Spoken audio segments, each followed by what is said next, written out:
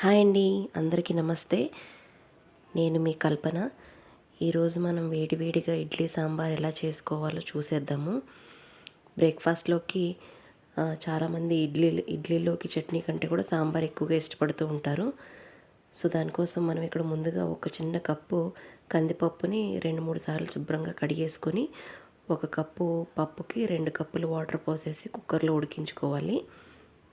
అలాగే మనకు నచ్చిన వెజిటేబుల్స్ అన్నీ, అంటే సొరకాయ, వంకాయ, ములక్కాయ, టొమాటో, క్యారెట్, ఇలా మన దగ్గర ఏ వెజిటేబుల్స్ ఉంటే అవన్నీ కూడా కట్ చేసేసుకొని పక్కన ఇంకొక గిన్నెలో ఉడికించడానికి పెట్టేసుకోండి.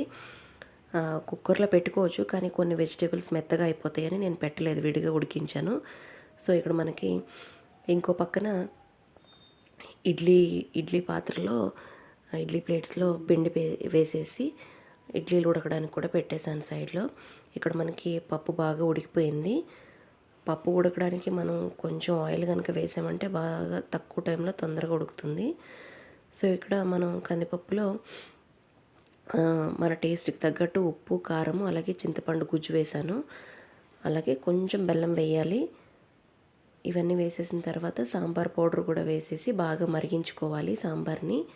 అలాగే ఇక్కడ పోపు కోసం ఆవాలు, జీలకర్ర, అలాగే ఎండుమిర్చి, వెల్లుల్లి, కరివేపాకు వేసి ఆ పోపుని సాంబార్లో వేసేసి ఇంకొక 2 నిమిషాలు మరిగించి దింపేసుకోవాలి. ఇక్కడ నేను వేసిన ఇడ్లీలు జొన్న రవ్వతో చేశాను అనమాట. అందుకే కలర్ కొంచెం డిఫరెంట్గా ఉన్నాయి. అయితే జొన్న రవ్వ ఇడ్లీలకి 1 కప్పు మినప్పప్పుకి 2 కప్పుల జొన్న రవ్వ వేసుకోవాలన్నమాట. జొన్న రవ్వ మార్కెట్లో దొరుకుతుంది. లేదు అంటే కూడా మిల్లులో మనం జొన్నలు తీసుకెళ్ళి ఇచ్చామంటే వాళ్ళు రవ్వలాగా ఆడించేస్తారు. అది కూడా యూజ్ చేసుకోవచ్చు.